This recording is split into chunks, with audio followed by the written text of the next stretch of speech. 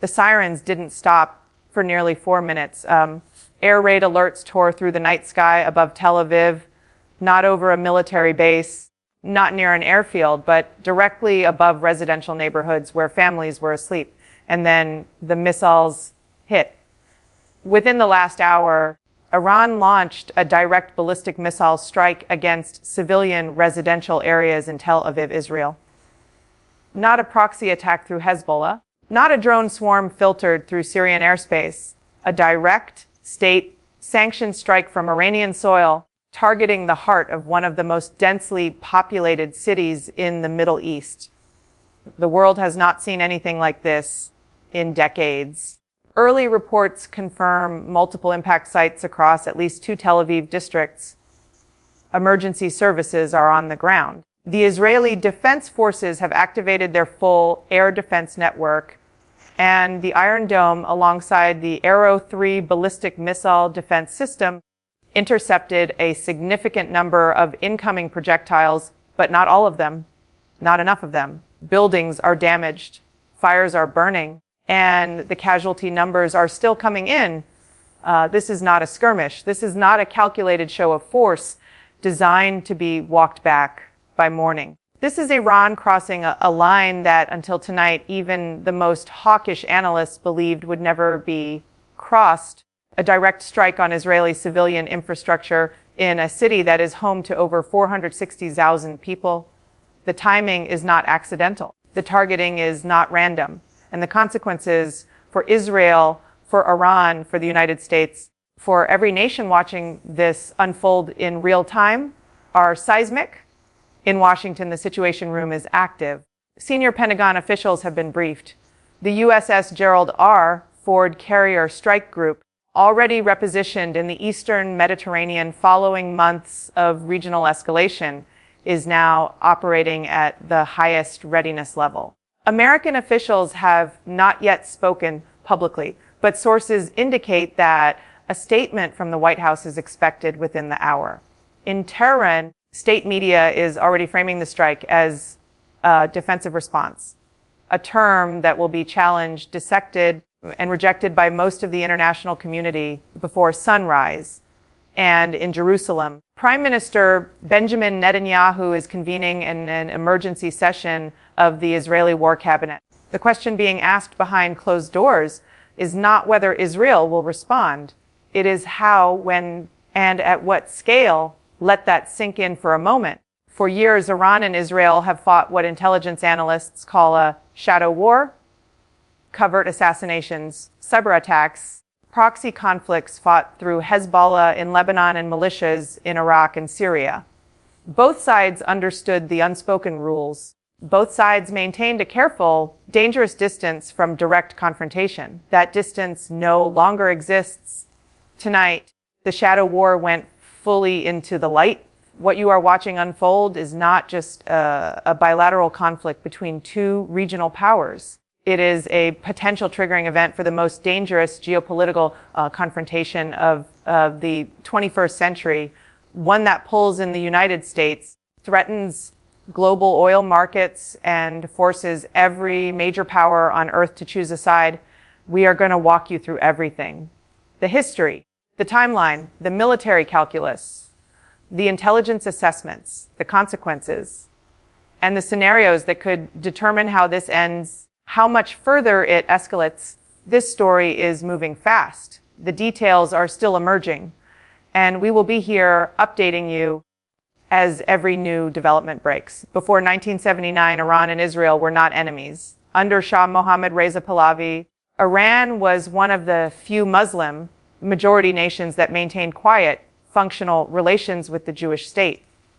Intelligence cooperation existed, trade existed, a degree of mutual strategic interest existed. Then came the Iranian Revolution. On February 11, 1979, Ayatollah Ruhollah Khomeini swept to power and immediately reframed Iran's national identity around a core ideological principle, the elimination of what the new regime called the Zionist entity. Israel was no longer a neighbor. It became, in official Iranian doctrine, an illegitimate occupying force that had to be erased from the map of history. That was not rhetoric for domestic consumption. It became state policy. It shaped military spending, foreign alliances, and proxy warfare for the next 4.5 decades. Through the 1980s and 1990s, Iran built what analysts now call the axis of resistance, a network of armed proxy groups funded, trained, and directed by the Islamic Revolutionary Guard Corps, or IRGC. Hezbollah in Lebanon became the crown jewel of this network. Hamas and Palestinian Islamic Jihad in Gaza were supported. Shia militias in Iraq were armed. Houthi forces in Yemen were equipped. The strategic logic was clear: surround Israel with hostile forces on multiple fronts without ever having to fire an Iranian missile directly. Maintain plausible deniability. Maintain distance. Fight the war without technically starting one. That architecture held until it didn't. The last decade marked a dramatic acceleration of direct, covert hostilities between Iran and Israel. Israeli intelligence is widely believed to have been responsible for the assassinations of multiple senior Iranian nuclear scientists. In 2020, top IRGC General Qasem Soleimani, the architect of Iran's entire proxy network, was killed in a U.S. drone strike in Baghdad, a strike that many analysts believe was coordinated with Israeli intelligence support. Iran retaliated, not directly at Israel, not yet. In April 2024, something changed. Iran launched its first ever direct aerial attack against Israeli territory, a massive coordinated barrage of over 300 drones and ballistic missiles. It was unprecedented. Israel, with support from the United States, Jordan, and the United Kingdom, intercepted nearly all of the incoming projectiles. The damage was minimal, but the psychological and strategic threshold had been crossed. Following that April 2024 attack, both sides publicly acknowledged they were now operating in a new phase of confrontation. Israel struck back, targeting Iranian military assets inside Syria and Lebanon. Iran accelerated its ballistic missile program. Hezbollah launched sustained rocket barrages into northern Israel. Gaza remained under sustained Israeli military operations following the Hamas attacks of October 7, 2023. The United States doubled its naval presence in the region. Diplomatic back channels attempted and repeatedly failed to establish new red lines. Iran announced advances in uranium enrichment. Israel warned openly and at the highest levels of government that a nuclear Iran was an existential threat that would not be tolerated. Every month, the pressure increased. Every month, the margin for miscalculation narrowed. And then tonight, the calculation changed entirely. Iran did not send proxies. Iran did not launch drones that could be dismissed as a warning shot. Iran launched ballistic missiles directly at a residential neighborhood in Tel Aviv. The decades of shadow war, proxy conflict, covert assassination, and carefully managed escalation have led to this single defining moment. A moment that historians will mark as the night the rules of this conflict were permanently rewritten. We now know enough to begin piecing together exactly what happened tonight. Not everything is confirmed. Some details are still contested. But the outline is clear, and it is alarming. At approximately 9:47 p.m. local time in Tel Aviv, Israeli air defense radar systems detected multiple ballistic missile launches originating from western Iran. The trajectory was unambiguous. The targets were urban. Within minutes, the Israeli Home Front Command activated nationwide alert systems, sending emergency notifications to millions of Israeli civilians, instructing them to move immediately to reinforce safe rooms and bomb shelters. The warning window was narrow. Ballistic missiles traveling from Iranian territory to Tel Aviv cover a distance of roughly 700 kilometers. At the velocities involved, that translates to a flight time of approximately 12 to 15 minutes. For families in residential apartment buildings, many of them already asleep, 12 minutes is not enough time. Not nearly enough. Early confirmed reports indicate that Iran launched a salvo of at least 18 to 24 ballistic missiles in the initial wave. Israeli defense systems, including the Arrow 3 high-altitude interceptor and the Arrow 2 mid, altitude system, and in the terminal phase, the David's Sling interceptor engaged the incoming projectiles across multiple layers of the defense architecture. The interception rate, according to preliminary IDF assessments, was high. Analysts estimate that between 70 and 80% of the incoming missiles were successfully neutralized before reaching populated areas. The remainder were not.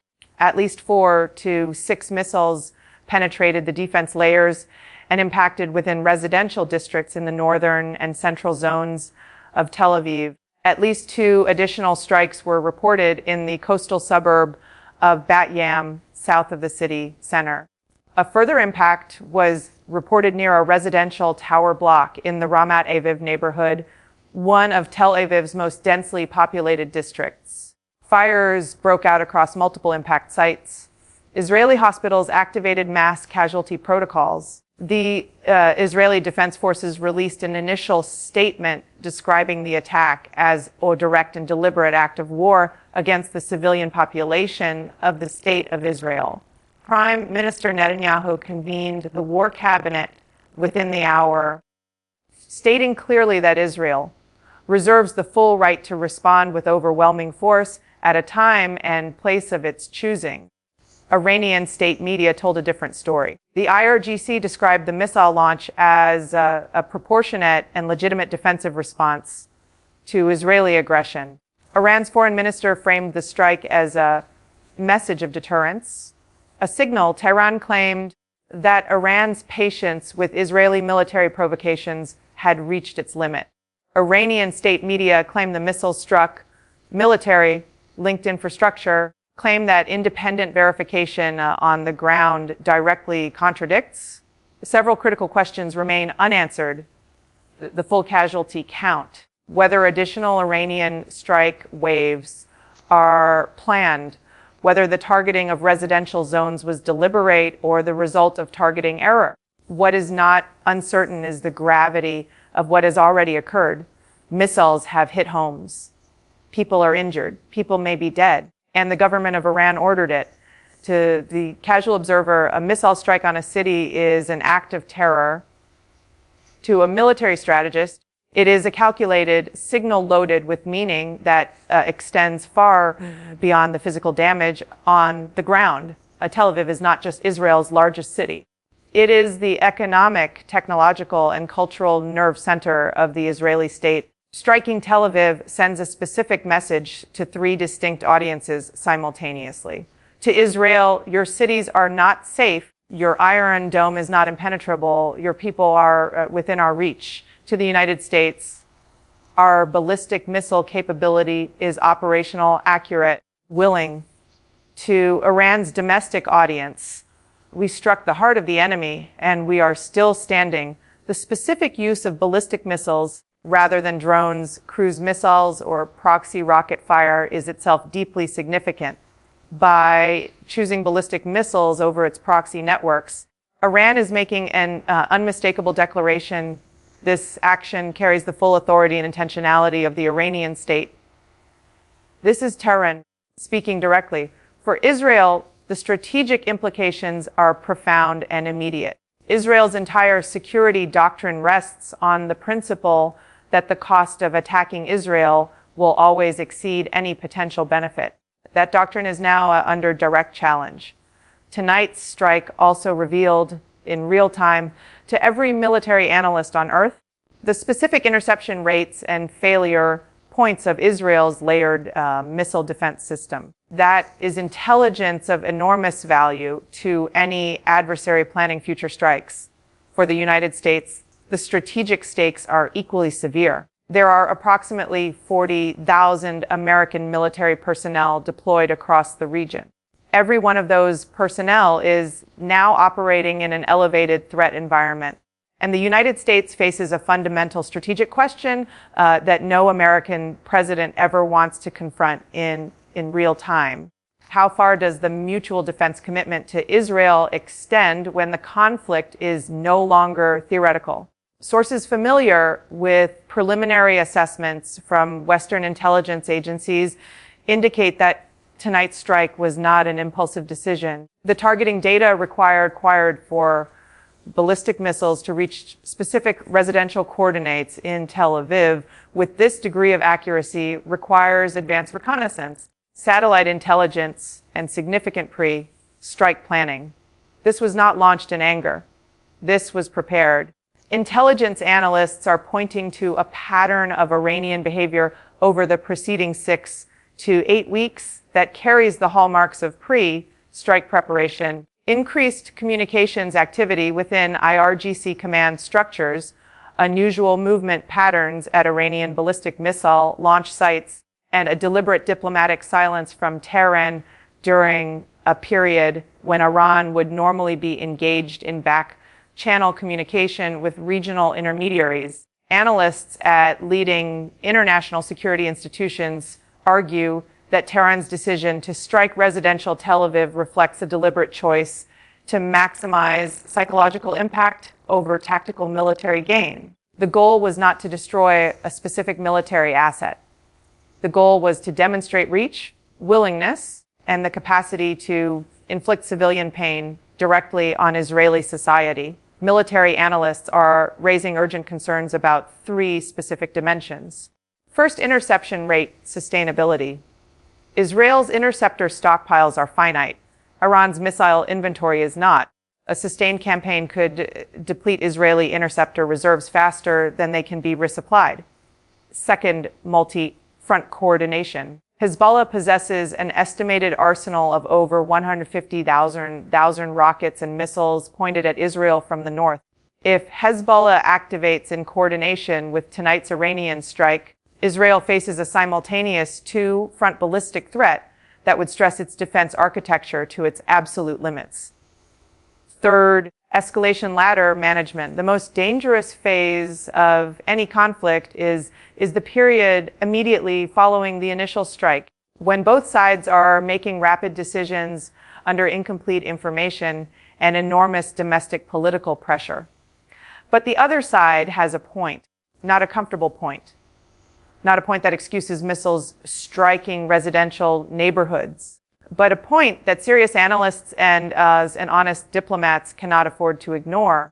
Iran has spent the last 18 months watching its regional proxy architecture systematically dismantled. Hezbollah suffered catastrophic losses, including the killing of its secretary, General Hassan Nasrallah. Hamas has been militarily degraded to a fraction of its pre-October 2023 capability. Iranian-linked commanders in Syria and Iraq have been killed in strikes widely attributed to Israeli intelligence. From Tehran's perspective, it has absorbed blow after blow without delivering a response that meaningfully altered Israel's behavior. Perhaps the most troubling alternative narrative concerns the road not taken. Multiple senior diplomatic sources indicate that in the 6 weeks preceding tonight's attack, at least 2 separate back-channel diplomatic initiatives, one through Qatari intermediaries, one through Omani channels, attempted to establish a framework for de-escalation. Both failed.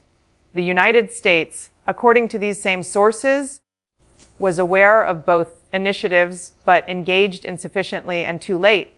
None of this changes the fundamental moral reality of tonight's events. Missiles struck homes. Civilians are injured. That is indefensible by any standard of international law or basic human decency.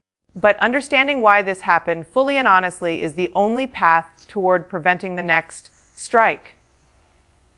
And the one after that. What happened tonight in Tel Aviv does not stay in Tel Aviv. It travels through oil pipelines and shipping lanes, through military alliance commitments and currency markets, through the fragile architecture of global trade that underpins the price of everything you buy and every bill you pay. The Strait of Hormuz, through which approximately 20% of the world's entire oil supply passes every single day, is now at the center of the most urgent conversation in global energy markets. If Iran moves to restrict traffic through the strait, analysts project crude oil prices above $130 per barrel within days. Your gas bill, your grocery bill, the cost of everything transported by ship or truck or plane, All of it is connected to what happens in the next 72 hours. If you have investments in pension funds, stock markets, or retirement accounts, global equity markets are pricing in significant risk tonight.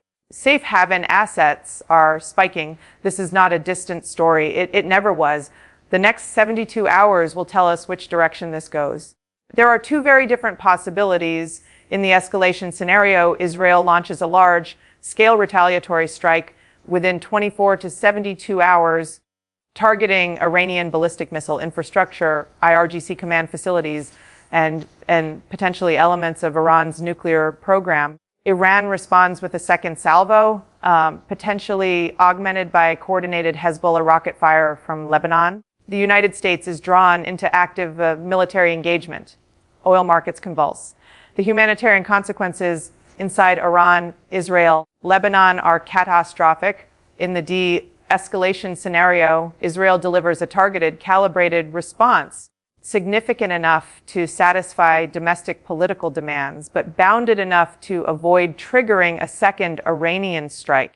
American diplomatic pressure delivered through back channels in Qatar, Oman, and potentially through Chinese intermediaries establishes a tacit understanding that both sides have reached the limit of what this exchange will involve. Hezbollah holds.